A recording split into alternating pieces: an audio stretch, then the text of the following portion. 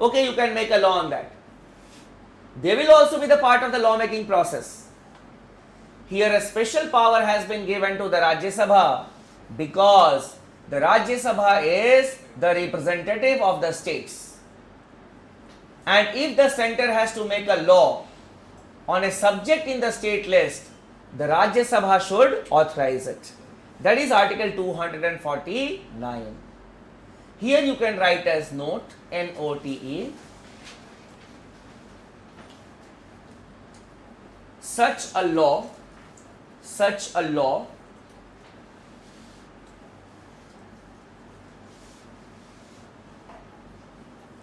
will be valid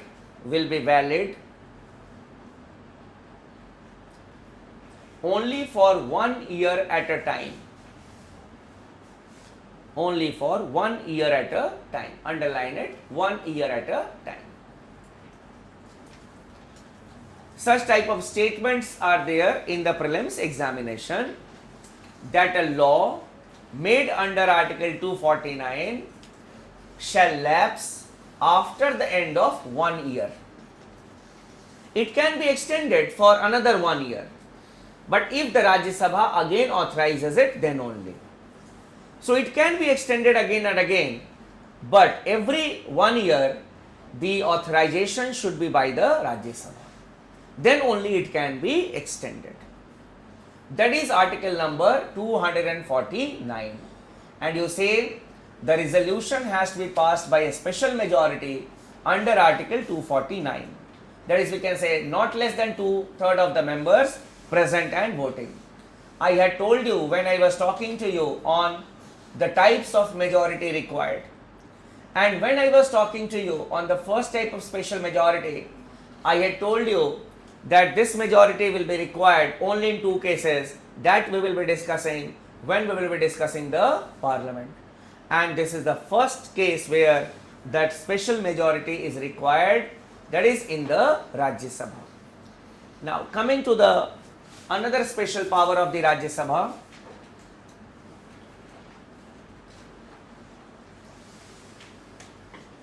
it is under article 312.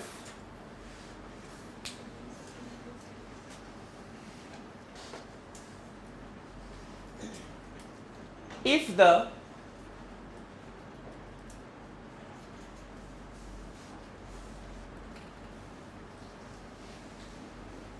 Rajya Sabha passes a resolution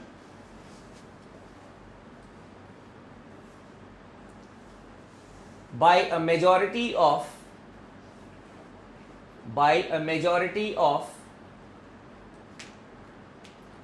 not less than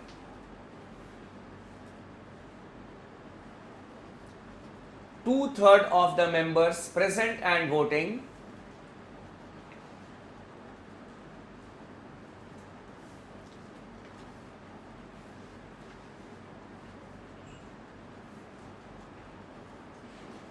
authorizing the parliament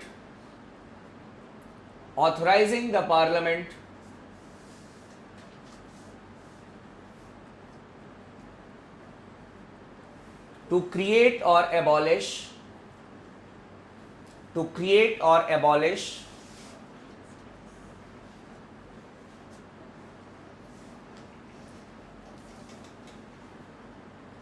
an all India service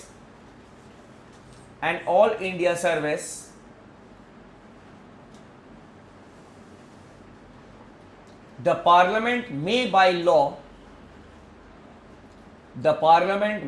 law create or abolish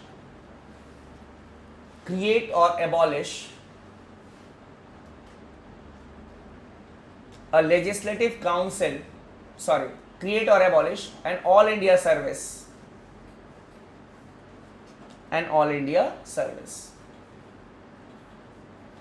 Now suppose we need to create an all India judicial service.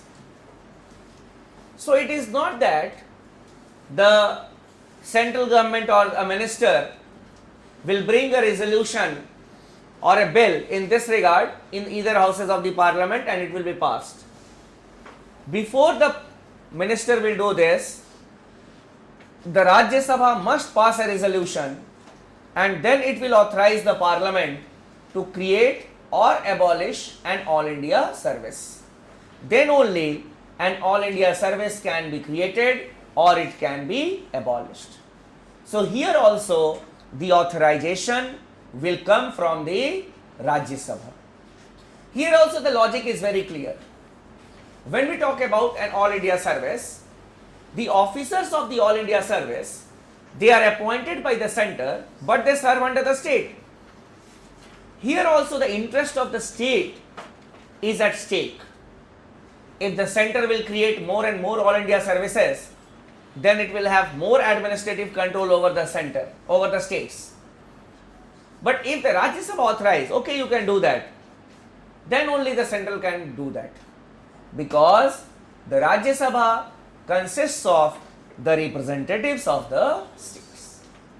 So in a nutshell, we can say that wherever the interest of the state is concerned, the Rajya Sabha has been given special powers. So these are the things that we needed to know in the Rajya Sabha. And the most important thing that we discussed is the special power of the Rajya Sabha. Now coming to the popular house, that is the house of the people, that is Lok Sabha.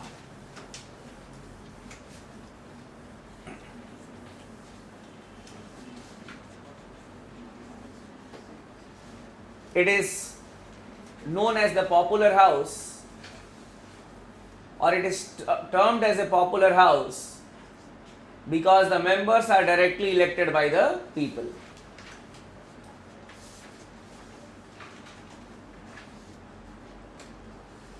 This is a popular house.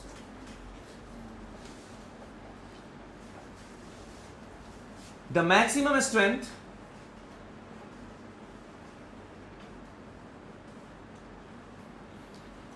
shall not exceed 552.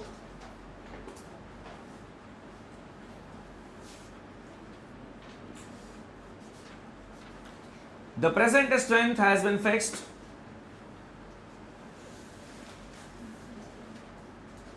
to 545.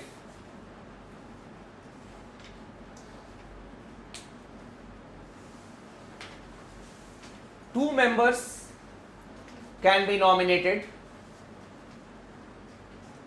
Two members can be nominated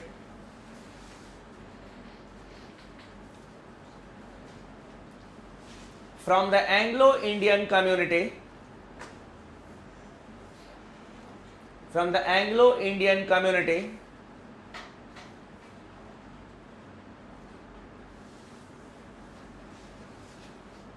if the president feels that the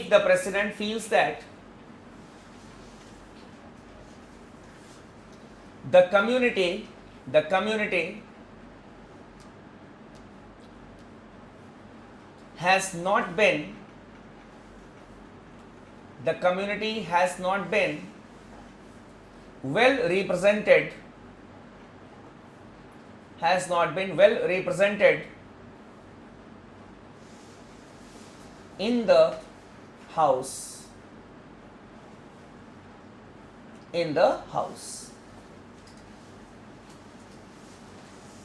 Rest of the members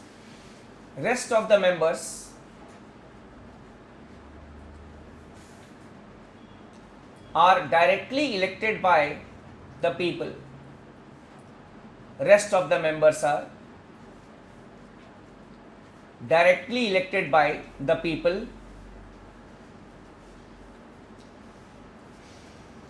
through territorial constituencies.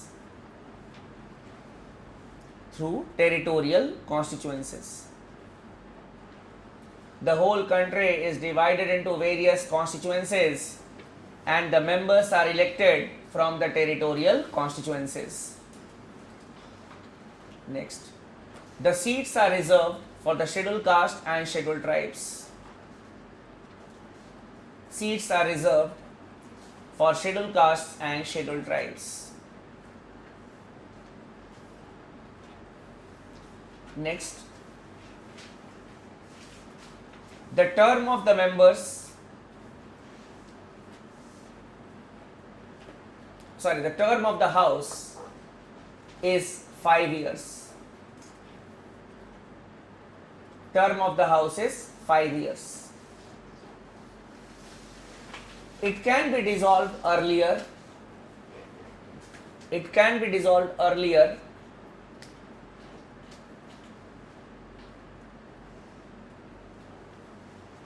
and the term can be extended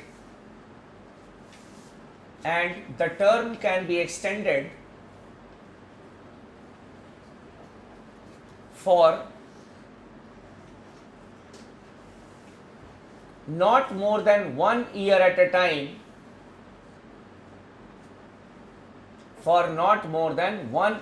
time,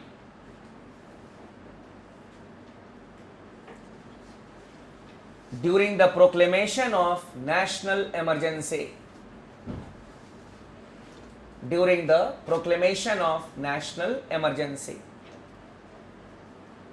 Underline this whole sentence, that the term can be extended for not more than 1 year at a time during the proclamation of national emergency. So it is 1 year at a time. There is no limit that how many times it can be extended, but it can be extended for only 1 year at a time.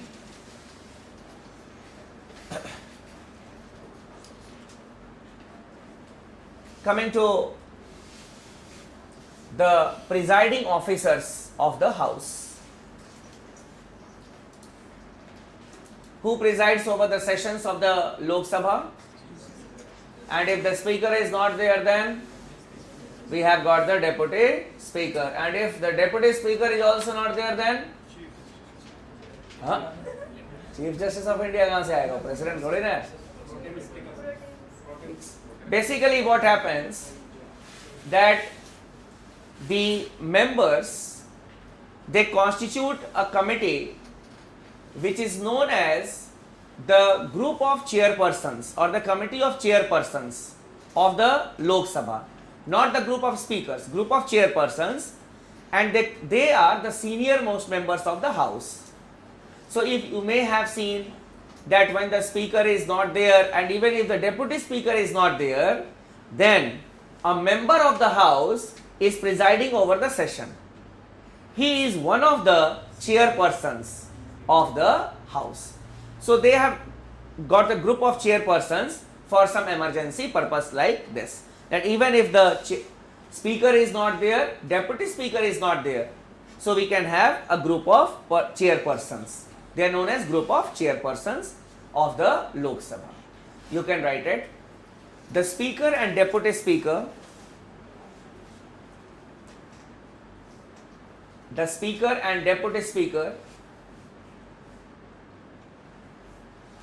are elected from amongst the members of the house,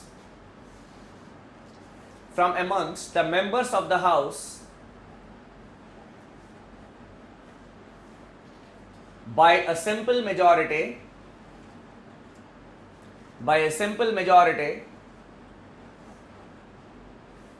and can be removed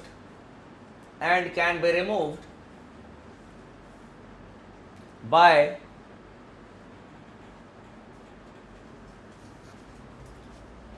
an effective majority of the house.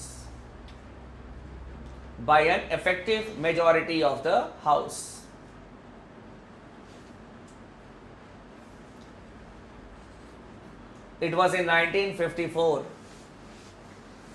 that for the first time a resolution was brought in the Lok Sabha for the removal of the first speaker of the house, that is, what was his name? G.V. Mavlankar. But it failed, means it was not passed in the house. So for the first time we had a resolution for the removal of the speaker in 1954 to remove the first speaker G.V. Mavlankar, but it was not passed by the House.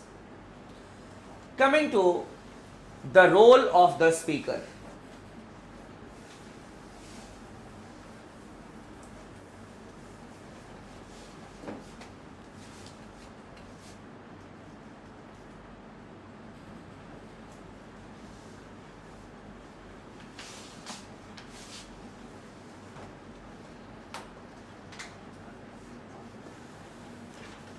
Role of the speaker. The speaker plays dual role. You write like this, just as I am writing here. First,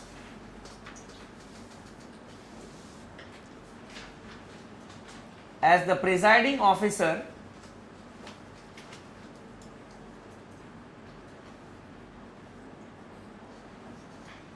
of the House, that is the Lok Sabha, and secondly,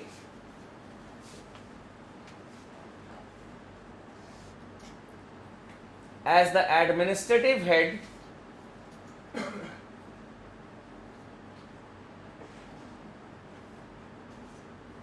of the Lok Sabha Secretariat.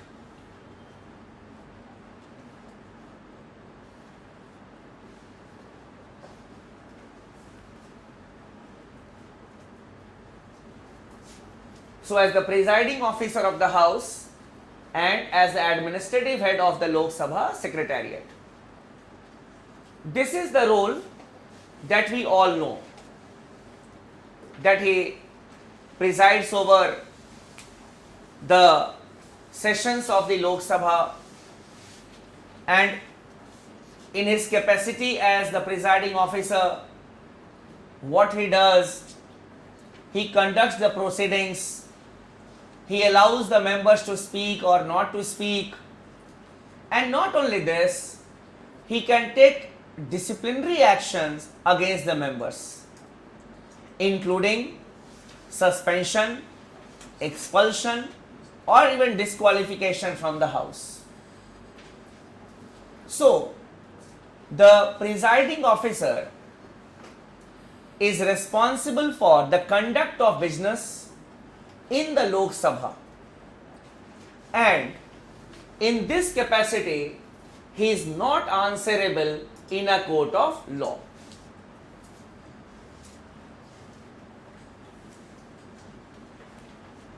In this capacity he is not answerable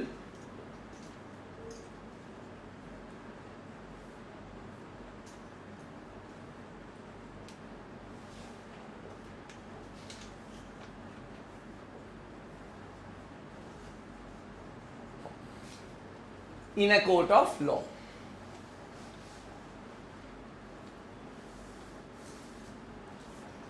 Means a member of the House cannot go to the court of law that why the speaker had not allowed him to speak in the House, or why he was expelled from the House. Nothing. So he is not answerable in the court of law in the capacity as the presiding officer of the House.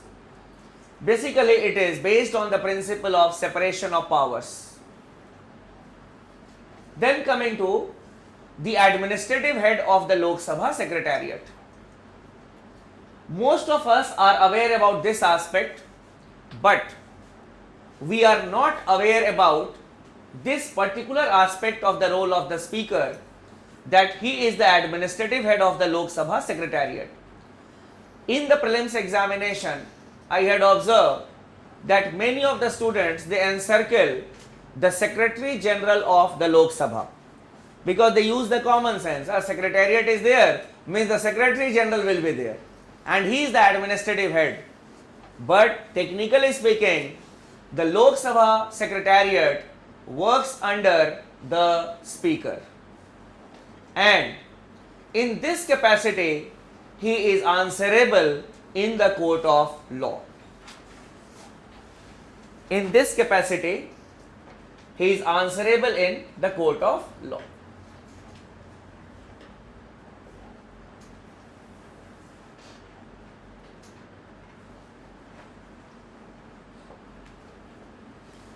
In this capacity, he is answerable in a court of law.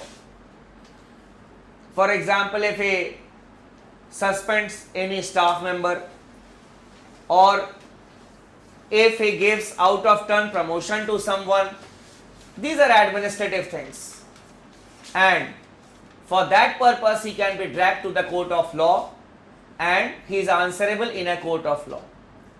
So whatever he does inside the houses of the parliament, obviously he is not answerable in a court of law, but as far as an administrative head is concerned, in this capacity he is answerable in the court of law.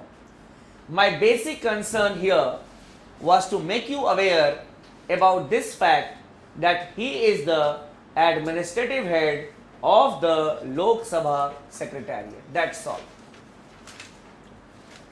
Now coming to the special powers of the Speaker.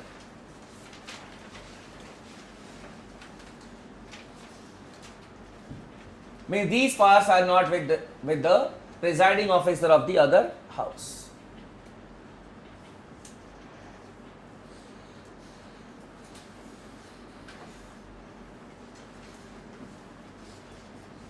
First, he presides over the joint session. He presides over the joint session of both the houses of the parliament.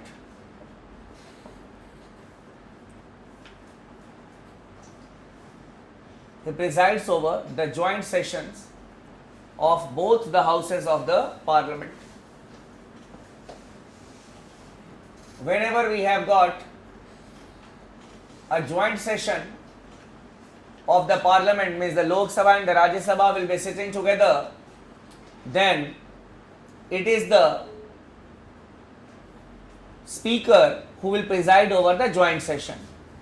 We can have joint sessions to pass a bill or to commemorate some festives, or we can have a joint session in case a foreign dignitary comes and he wishes to address both the houses. For example, the American president had come and he addressed both the houses of the parliament. So it is presided over by the speaker. Even if the president is present, the president will not be presiding over the joint session. If the speaker is not there, then the deputy speaker will preside. If the deputy speaker is not there, then the deputy chairman of Rajya Sabha will preside. Under no circumstances the president or the vice president will preside over the joint session. Under no circumstances. That is the first thing that we have written here, that he presides over the joint session of both the houses of the parliament. Secondly, he is the sole authority. He is the sole authority to certify whether a bill is a money bill or not. Whether a bill is a money bill or not. Money bill is a special type of bill, and the specific criteria is given in article number 110 of the Constitution, that if a bill has got these clauses, it will be a money bill. For example, the imposition of taxes on the people, the withdrawal of money from the Consolidated Fund of India, the appropriation of money to the various ministries, this will all come under money bill. I will be discussing it when I will be discussing the passage of the bills in the coming class. Now, the money bill requires a special process. So, until and unless the speaker will not certify that it is a money bill, that special procedure will not be followed. That is what we have written here, that he certifies whether a bill is a money bill or not. Thirdly,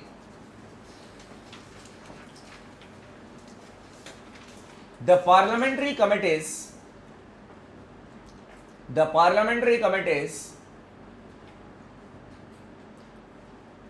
work under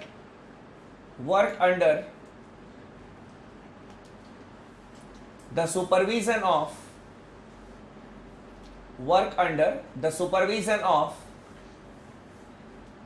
the speaker.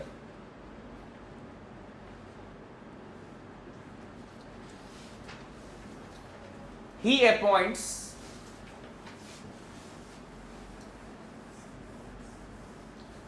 the chairman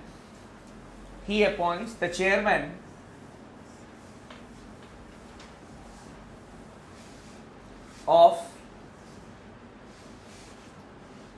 the various parliamentary committees.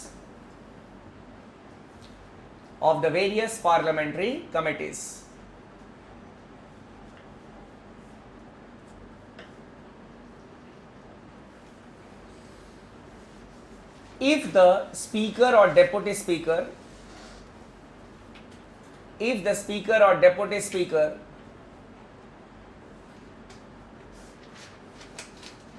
is a member of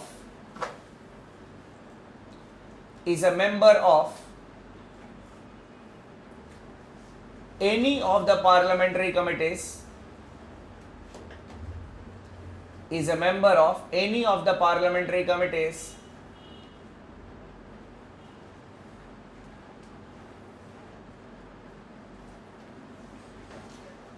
they will be the chairman of that committee.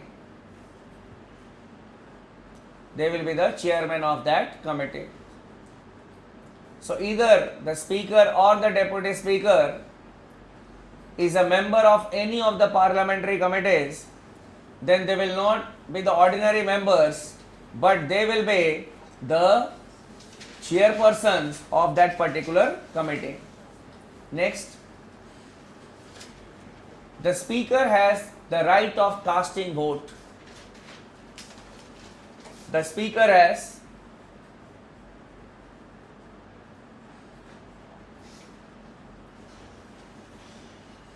the right of casting vote.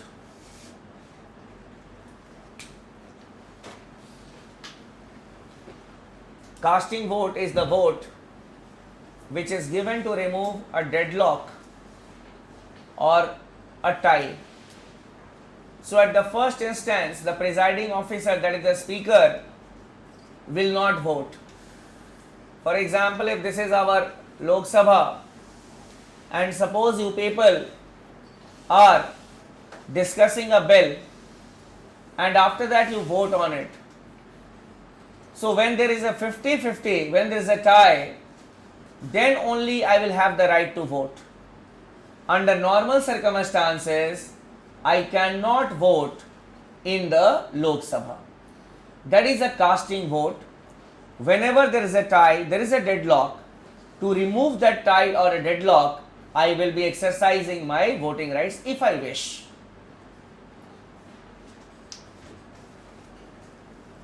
Now coming to some other things, you can write as note, N-O-T-E.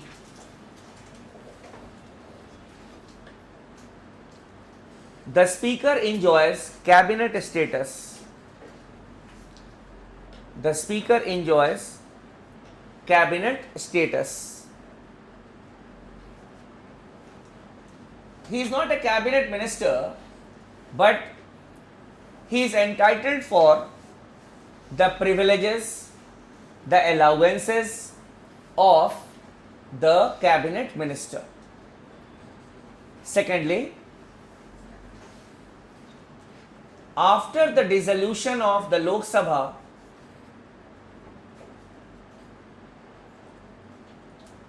after the dissolution of the Lok Sabha, the members